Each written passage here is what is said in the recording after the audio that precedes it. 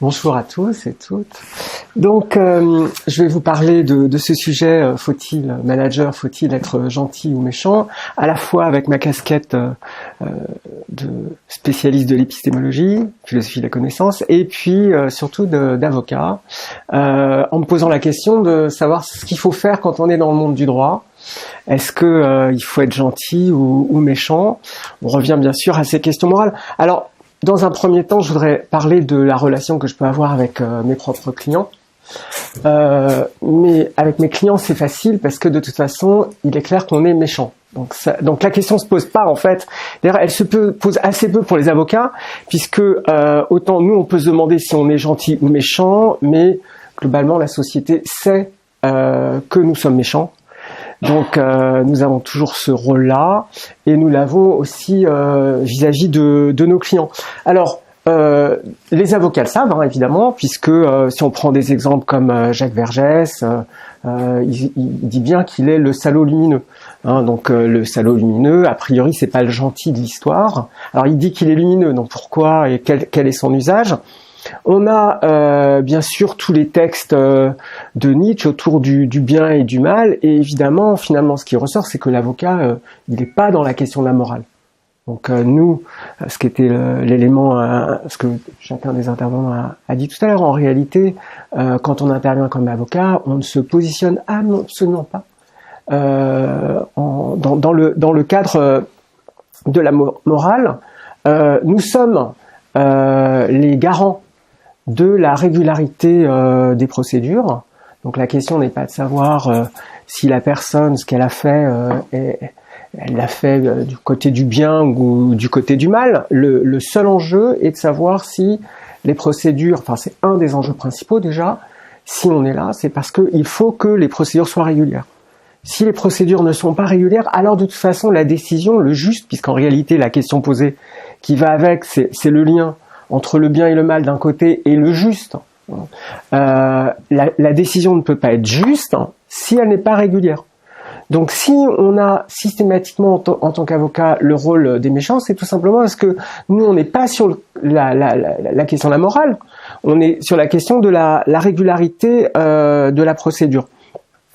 Alors, ça amène d'ailleurs à une distinction qui est sous-jacente, qui est une séparation quasi exclusive entre finalement la syntaxe et la sémantique. Est-ce qu'on peut séparer la question de la procédure et celle du fond? D'accord ? Or, nous, en principe, on n'intervient que du côté de la procédure dans un premier temps, et pas sur la question du fond. Comme si on pouvait traiter systématiquement la question syntaxique indépendamment du sens, c'est-à-dire de la question sémantique. Alors, c'est le présupposé de nos organisations judiciaires, à la fois dans le cadre français continental, mais également dans le cadre anglo-saxon. Alors, ce qu'on constate, notamment en matière pénale, c'est que, en matière délictuelle en particulier, contravention délit crime, donc quand on n'est pas dans les questions criminelles, c'est que généralement les questions d'incidents liés à la procédure sont jointes aux questions au fond et ne sont pas tranchées tant qu'on n'a pas abordé le fond, même si c'est le contraire de la règle. Donc la règle consiste à ne pas respecter la règle, enfin à respecter une règle qui consiste à dire que la règle n'est pas la règle, mais consiste à traiter le fond en même temps que la question de la règle. C'est ce qui se passe, pourquoi je dis que c'est la règle, parce que c'est l'habitude. C'est-à-dire que quand on soulève des arguments de procédure, par exemple en comparution immédiate, en fait, la première décision que prennent les juges, consiste à dire qu'on verra ça en même temps que la fin de l'affaire. Donc, on joint ça au fond, on dit joindre au fond, on va aborder le fond, et on verra ce qu'on fait de notre argument de procédure. Alors évidemment, c'est pas la même situation quand il y a des instructions, où ces questions de procédure doivent être purgées avant de savoir ce qui va être traité au fond, et puis ce sont pas les mêmes questions également en matière criminelle, puisque là encore, on doit purger c'est ce qui est susceptible d'être un vice de procédure. Et donc, nous, avocats, comme on intervient en considérant que notre client, a priori, on va défendre ses intérêts, donc on est a priori du côté du mal. Je vous rappelle que les coupables sont présumés innocents, et comme nous, on défend les coupables, puisque globalement, les gens sont condamnés, parce que donc c'est bien qu'ils étaient coupables, et donc les présumés innocents, en réalité, sont tous des coupables condamnés. Là, je peux encore donner des exemples en matière de comparution immédiate. Il faudrait regarder, la chancellerie devrait pouvoir nous donner des chiffres, mais on est certainement à 95, 98, 99,9999% de personnes présumées innocentes qui sont condamnées coupables 2 heures après. Et ce, quels que soient les arguments que vous aurez à soulever. Il y a 15 jours, on a soulevé un certain nombre d'arguments. La personne avait été identifiée avec un pantalon, elle était en short, enfin bon, un certain nombre de points comme ça, qui quand même amènent à ce que habituellement on appelle un doute, au moins. Hein. Et le doute allait vers l'institution, évidemment. C'est-à-dire que voilà. Donc ces questions, si nous avocats, on est les méchants. C'est parce que de toute façon, on manage des méchants. Donc, je vais pas vous parler de cette relation avec le client, puisque de toute façon, la question se pose pas. On manage des méchants et nous sommes des méchants. La question se pose davantage vis-à-vis de la relation à l'adversaire, et puis de la relation aux juges et aux experts. Alors pour l'adversaire, tu l'as évoqué tout à l'heure, Sophie. En fait, l'adversaire, alors c'est surtout en matière civile, parce qu'en matière pénale, l'adversaire c'est soit la victime, soit le ministère public, et les questions sont différentes. Mais en matière civile ou commerciale, l'adversaire, avant d'être un adversaire dans le cadre judiciaire, c'est un partenaire. C'est un partenaire commercial, et donc la question peut se poser de la relation qu'on doit avoir avec cette personne. Et moi, en tant qu'avocat d'une partie, quelle est la relation que je vais avoir avec cette personne? Est-ce que je dois être gentil, comme tu avais envisagé tout à l'heure, si on est à l'image de son client, que le client, enfin le partenaire commercial pouvait devoir être gentil pour être plus efficace dans sa relation avec un partenaire? Et est-ce qu'en médiation, on a intérêt ou pas à ouvrir des possibilités, à ouvrir des liens? Qu'est-ce qu'on fait en matière de négociation? Tu as évoqué aussi tout à l'heure le cas de cette personne qui, je crois que c'était la même personne, qui était capable de négocier à peu près en toutes circonstances. Et dans ce cas-là, est-ce qu'on est dans je suis méchant, je suis gentil? En réalité, l'objectif, c'est de parvenir à un accord. Et donc là encore, la question morale c'est pas qu'elle soit neutre, c'est que ce n'est pas la question qu'on met en avant. Et on retrouve finalement, en tant qu'avocat, dans ces questions, dans ces situations, l'intégralité des situations de la comédie humaine, avec l'ensemble des possibles, et même l'ensemble des possibles au-delà de ce que l'on peut imaginer, de ce qu'aucun d'entre nous n'est capable d'imaginer, c'est-à-dire que on se retrouve l'avocat dans une situation commerciale de quelqu'un qui en réalité, mais évidemment, il vous l'a pas dit, part avec la caisse, est parti avec la caisse. Voilà. Est-ce que c'était d'ailleurs éventuellement dans un intérêt commun, dans un intérêt du partenaire, puisque ça permettait de mettre un terme au projet qui allait échouer, d'accord? Donc il a évité que le jeu échoue, etc. Donc dans la relation avec le partenaire, l'adversaire, vous êtes censé être à l'image de votre client. On est à l'image de nos clients. Et tout est possible du bien au mal, et le management le plus efficace en fait peut prendre toutes les formes possibles. Donc là la littérature est suffisamment étendue pour qu'on se représente tout ce qui peut ressortir. En revanche, dans la relation avec le juge et avec l'expert se pose, donc on est toujours dans un cadre judiciaire, on avait la relation avec son propre client, la relation avec l'adversaire dans le cadre judiciaire, et toutes les situations peuvent être efficaces. Dans la relation avec le juge, la situation est encore un petit peu différente. Parce que le juge, lui, il cherche le juste. Donc vous êtes, on pose la question du côté de la morale. Lui, le juge pose la question du juste. Qu'est-ce qui est juste? Mais en réalité, pour aller vers ce qui est juste, il fait ressortir, parce que c'est le principe même du droit, c'est que ce qui est juste, en réalité, c'est par hypothèse ce qui est vrai. Donc on va rechercher, le juge va rechercher ce qui est vrai. C'est une hypothèse fondamentale de la construction de notre système judiciaire.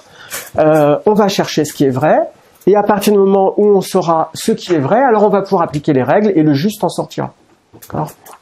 Donc vous voyez bien que dans ce cas-là, l'avocat n'a ni à être bon ou méchant.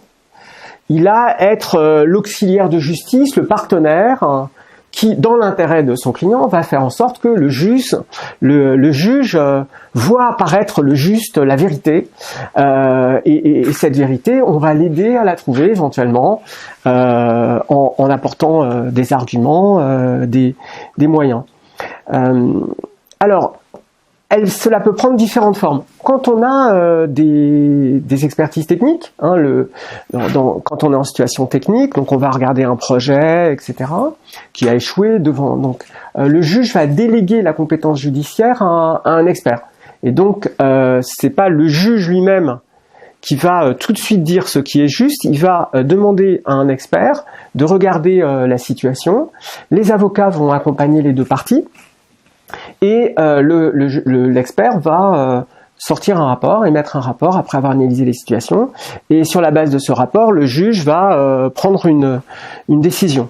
Et donc là, clairement, ce que l'on peut faire ou pas, mais si on est gentil, hein, puisque si on est accompagnant, on va aider l'expert à trouver la vérité technique. Alors, parce que l'expert, ce qu'il va chercher, c'est ni ce qui est bon ni ce qui est mauvais, mais quelle était la vérité technique de la situation présentée. Pour le juge, la situation est différente. Le juge, lui, va chercher une vérité judiciaire. Alors, vous voyez qu'à chaque fois, j'ai adjoint en fait un terme à vérité technique, vérité judiciaire, alors qu'en réalité, ce qui est très intéressant quand on est dans ces situations où d'ailleurs on va d'abord présenter au juge, à l'expert, la vérité technique, puis ensuite, dans un deuxième temps, on va présenter la vérité judiciaire au juge. Et évidemment, si on s'est bien préparé, on va faire en sorte que tout ça soit bien aligné, et que ça soit aligné dans l'intérêt de notre client. En revanche, l'expert, lui, ne voit que sa tranche, il ne voit que la vérité technique, de même que le juge ne voit que sa tranche, c'est-à-dire la vérité judiciaire. Il a entre les mains les éléments que l'expert lui a apportés, mais il n'a pas l'intégralité de la vision du dispositif. Finalement, il n'y a que les parties, que les avocats, notamment, qui vont avoir alors une vision partielle parce qu'elle est celle qui est de leur côté, mais c'est eux qui ont la vision la plus globale de la situation, puisque en principe, les arguments sont échangés de manière transparente. Donc vous avez des arguments adverses, et en revanche, vous voyez tout le système là où les spécialistes ne voient qu'une partie. Alors, ça fait qu'évidemment, le vrai qui va sortir, donc, puisque le juge va dire le vrai, qui est le juste, qui est le bon, hein, mais finalement, il ne va le sortir que de la vérité judiciaire. Et c'est donc le juste tel que lui-même va se le représenter.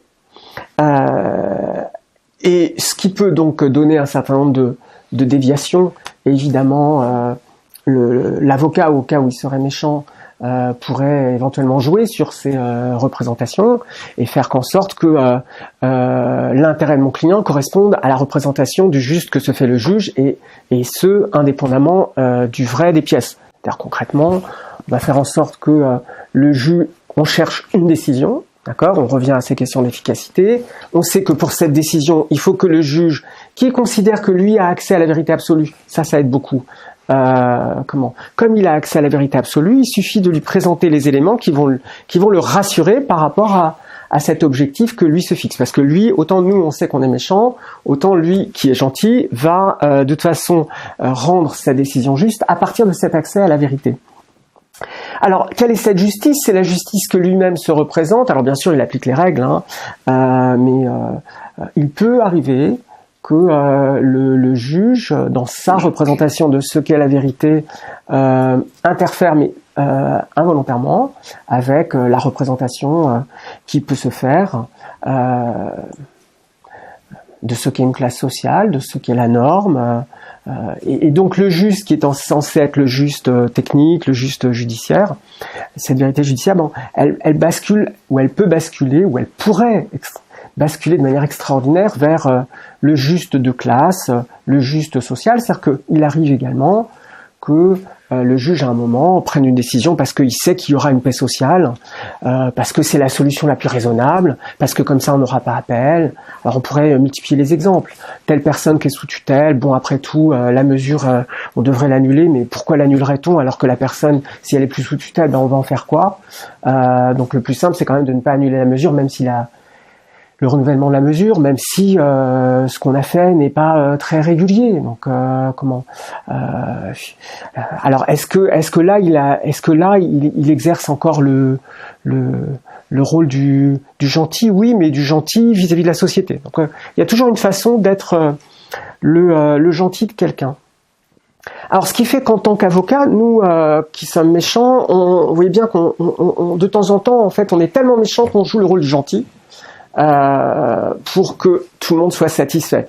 Ce qui fait que les situations les plus amusantes que j'ai eu à rencontrer sont celles où finalement, au lieu d'être un avocat seul méchant à défendre une personne, on était éventuellement deux.